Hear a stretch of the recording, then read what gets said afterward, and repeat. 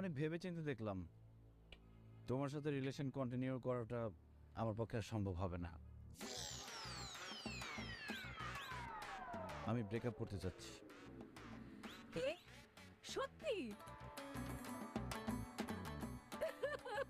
মানিক, তুমি এ ধরনের কথা কিভাবে বললা?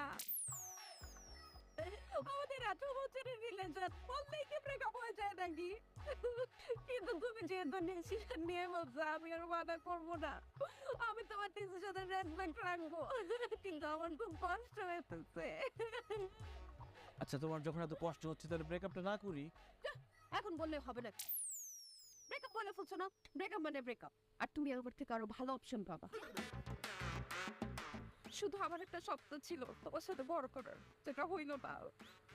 পরের জন্য বয়স হলোই যাবো। আচ্ছা, কিসের বয়স ষোলো? সরি, ফাউল কোথাকার। যাও।